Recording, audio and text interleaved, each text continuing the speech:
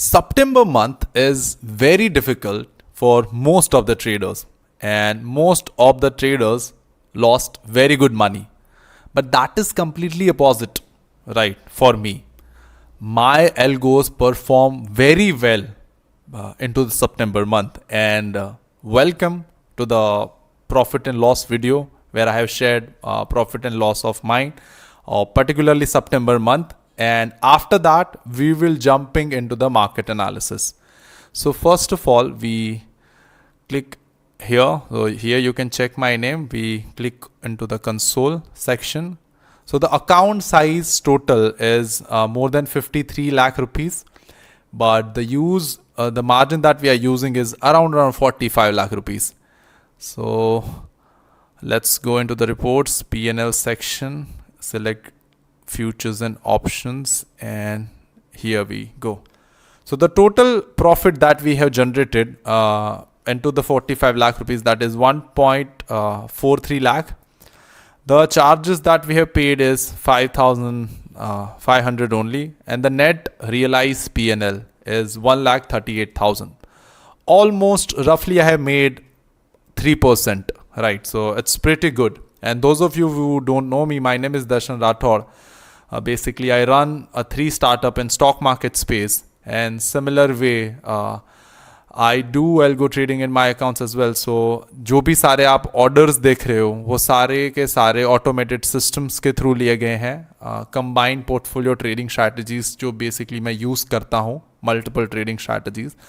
So अगर आप 1st September की बात करो, so 1st September I am up 13,000, then 2nd September 50,000 rupees का loss था. उसके बाद 39,000, 58,000 एंड 23,000. सो अगर आप 1st सितंबर से लेके लेट्स से 1st सितंबर से लेके 6th सितंबर तक अगर मेरा P&L देखूं तो I am almost down 1.6 lakh rupees. After that my system perform really well, and वहाँ से जो बेसिकली रिकवरी आई है अगर मैं आपको दिखाऊं तो from 6th September to till date today, so I have made roughly more than 3 lakh rupees plus, and the net realized is 2.98 lakh rupees. But अगर मैं ओवरऑल मेरा P&L यहाँ पे देखूँ तो मेरे लॉसेस को कवर करके मेरे सिस्टम ने जो जनरेट किया, that is total that we have made is 1,38,000, रफली अराउंड 3% और समथिंग. अब यहाँ से हमें क्या सीख लेनी है कि अगर आपके सिस्टम में कंसेक्यूटिव लॉसेस होते हैं तो that is completely fine. If your system is tested, right, back tested, fully live tested, it means आपने उसको पूरा चेक किया, then you don't have to worry about the system. I generally don't take any manual trade. I don't do manual trading as well. Everything is automated. So now अब हम market analysis के ऊपर जाते हैं. Nifty, bank Nifty और सबका market analysis जो वो करते हैं. सबसे पहले हम निफ्टी के चार्ट्स को देखते हैं. यहाँ पे हमारे सामने वीकली टाइम फ्रेम का चार्ट जो है वो ओपन है. अब यहाँ पे अगर आप देखो तो कंटिन्यूस 6 वीक तक मार्केट ने जो है वो लगातार, मतलब एक नेगेटिव मार्केट था. यहाँ पे टैरिफ के न्यूज़ आ रहे थे, मार्केट में कोई भी पॉजिटिव सेंटिमेंट्स नहीं था, राइट. उसके बाद जब से ट्रम्प की ट्वीट्स आना स्टार्ट हुई है कि India is a very good friend, Modi ji is a very good friend of us, and sooner we will discuss on to the tariff side, और हम इसके ऊपर एक सॉल्यूशन के ऊपर आएंगे. तब से मार्केट में हमें एक पॉजिटिव जो है वो बुल रन देखने मिला है. बट क्या ये बुल रन जो है बेसिकली यहाँ से जो 3 वीक से मार्केट कंटिन्यूस पॉजिटिव रहा है, क्या वो कंटिन्यू करके ब्रेकआउट करेगा, मतलब 25,665 का, एंड जो ऑल टाइम हाई है बेसिकली 26,240 का, क्या वहाँ तक मार्केट रीच करेगा कि नहीं करेगा? सो फर्स्ट थिंग अगर यहाँ पे मैं आपको बताऊँ तो अभी करंटली अगर आप वीकली टाइम फ्रेम को थोड़ा सा हम कम करें और डेली टाइम फ्रेम के ऊपर आए तो मुझे पर्टिकुलरली स्ट्रेंथ जो है वो इतनी ज़्यादा यहाँ पे नहीं लग रही. मतलब जिस तरीके से चार्ट फॉर्म हो रहे हैं, जब एक स्ट्रॉन्ग बुलिश मूवमेंट होती है तो मार्केट के चार्ट कुछ इस तरीके से देखते हैं कि आपको ह्यूज गैप अप्स जो है वो देखने मिलते हैं. सेम टाइम पे एक बड़ी बड़ी पॉजिटिव ग्रीन कैंडल्स जो है वो आपको यहाँ पे देखने मिलती है. सिमिलर वे में यहाँ पे जिस तरीके से हो रहा है कि green candle red candle, green candle red candle, green candle red candle, उसकी वजह से मार्केट में मुझे स्ट्रेंथ जो है वो मार्केट की इतनी ज़्यादा नहीं लग रही है। सिमिलर वे में जब भी मार्केट्स को कोई एक बड़ा लेवल ब्रेक करना हो तो मार्केट एक ही झटके में नहीं करती। Most of the time markets क्या करती है कि मतलब वहाँ से या तो वहाँ पे एक कंसोलिडेशन होता है या फिर मार्केट एक पुल बैक देता है एंड फिर मार्केट उस लेवल को टेस्ट करके ब्रेक करता है। तो निफ्टी में जो अभी मेरा पूरा चार्ट्स देख के और सारी चीज़ें देख के मेरा जो व्यू बन रहा है, either Nifty become a sideways for few days या फिर निफ्टी में हमें एक पुल बैक जो है वो बेसिकली देखने मिल सकता है। अब हम बैंक निफ्टी के चार्ट की बात करते हैं तो bank Nifty is more weaker then the Nifty. हमें इतनी ज़्यादा पॉजिटिवनेस बैंक निफ्टी में जो वो नहीं देखने मिले। सिमिलर वे में बैंक निफ्टी का जो इंपॉर्टेंट लेवल है दैट इज 55,992, बट यहाँ से ही बैंक निफ्टी ने जो है वो एक रिवर्सल टाइप का दिया है। तो similar view on the bank Nifty as well, negative right plus, मतलब एक पुल बैक देगा या फिर जो है वो साइडवेज होने की पूरी पॉसिबिलिटीज हैं। ये that is as per the basically the price action. अब हम मिड कैप की बात करें तो mid cap is looking much stronger than the bank Nifty. Similar way में अगर आप स्मॉल कैप की भी बात करें तो कंटिन्यूस जो वो अप ट्रेंड बेसिकली हो रहा है यहाँ पे। तो यहाँ पे भी अगर आप देखो तो जिस तरीके की कैंडल बन रही है it shows the weakness into the charts, it's don't show the strong bullishness right. अगर यहाँ पे पॉजिटिव बड़ी बड़ी ग्रीन कैंडल्स बनती है नेक्स्ट 2-3 दिन में तो इसकी बात कुछ और होगी और फिर चार्ट्स हमें एक अलग ही वे में या फिर प्राइस जो है हमें एक अलग ही वे में देखने मिल जाएगा।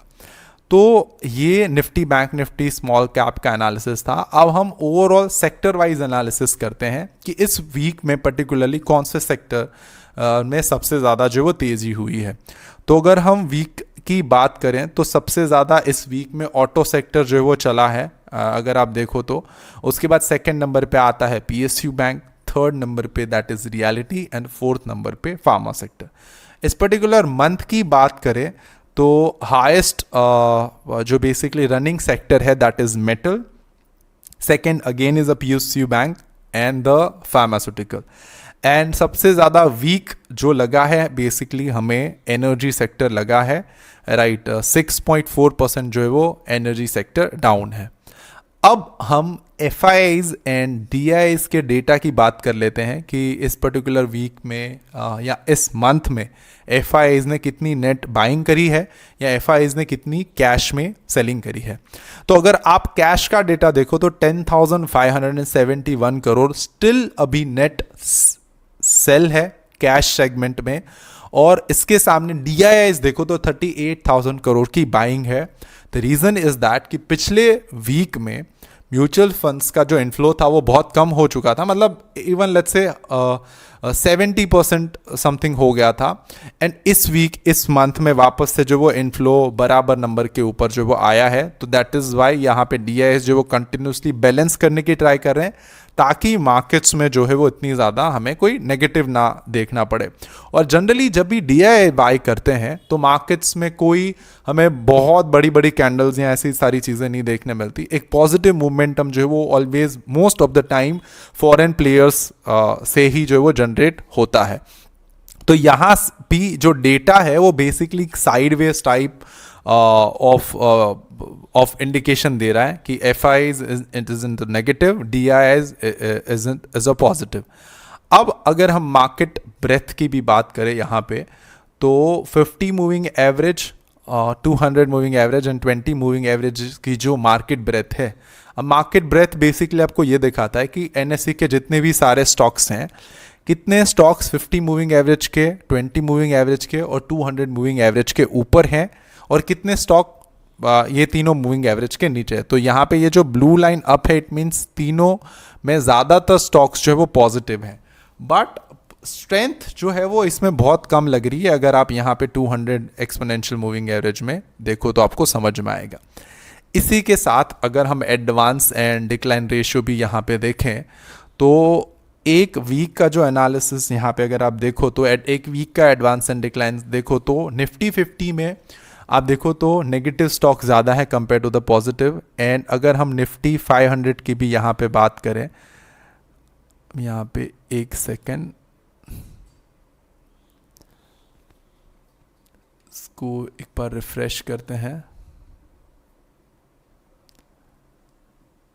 एंड यहाँ पे आप 500 का भी डेटा देखो तो 260 stock is into negative, 240 stock is positive.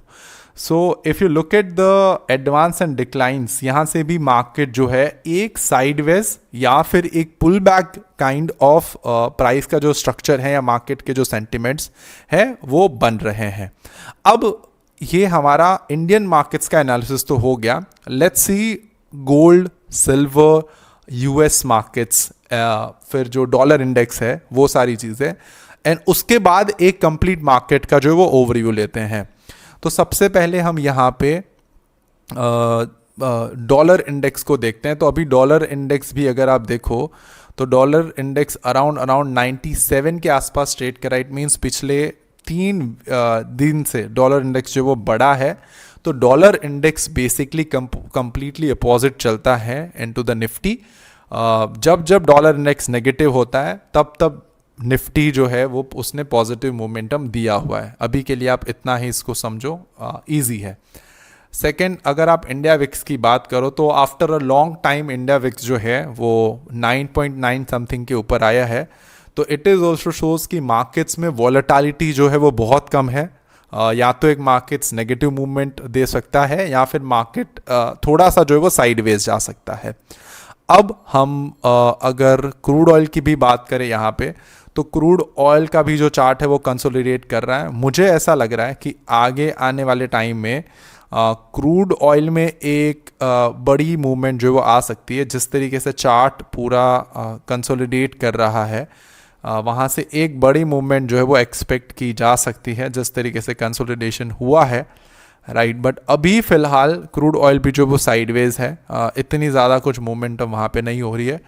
Gold की बात करें तो अभी जो सेफ एसेट क्लास लग रहा है that is basically gold and silver. So most of the people या most of the banks, institutions right now they are putting their money into the gold only, right.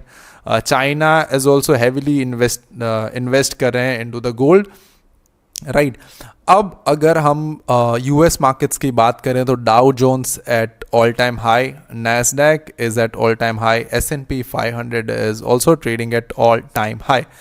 Hang Seng की भी बात करें तो यहाँ पे भी पॉजिटिव है। सो most of the global markets अगर आप देखो तो पॉजिटिव है। इंडियन मार्केट्स की बात करो यहाँ पे आप तो थोड़े से मतलब पॉजिटिव तो है, right, but not that positive compare to the global markets, right. Similar way में crude oil is in sideways, natural gas जो भी है साइडवेज है। हमारे लिए एक नेगेटिव न्यूज़ है दैट इज़ कि डॉलर इंडेक्स जो है वो अपनी प्राइस लगातार 3 दिन से बढ़ रहा है। तो शायद उस वजह से भी निफ्टी में एक पुल बैक जो है वो आ सकता है। Overall after looking at all the scenarios, right, we can conclude this in a way कि मार्केट जो है यहाँ से साइडवेज या फिर बेसिकली एक नेगेटिव पुल बैक दे सकता है, जिसमें अगर हम सपोर्ट एंड रेजिस्टेंस की बात करें यहाँ पे निफ्टी में, तो निफ्टी में नेक्स्ट मुझे ऐसा लग रहा है, मतलब जिस तरीके से मैं चार्ट्स को जो है वो देख पा रहा हूँ, अगर मैं डेली टाइम फ्रेम में चाहूँ तो रिसेंटली में मार्केट्स के लिए जो एक रेजिस्टेंस लेवल बन सकता है that is basically 25,671, and Nifty के लिए एक जो सपोर्ट जोन बन सकता है that is basically this level 24,400, right. इस रेंज के बीच में मुझे ऐसा लग रहा है कि नेक्स्ट वीक में निफ्टी जो वो ट्रेड करेगा। इफ़ होपफुली अगर ये इसको ब्रेक करता है then for the next level जो वो ओपन हो जाएंगे, राइट। बट फिलहाल जिस तरीके की मार्केट कंडीशन है, I don't think that will happen. So I hope this market analysis से आपको एक मार्केट की क्लैरिटी मिली होगी। You have learn new thing and also you have learned that how to analyze the markets as well. Till then, keep watching, keep learning, and keep making money from the stock market. Thank you so much. Have a good day. Bye bye.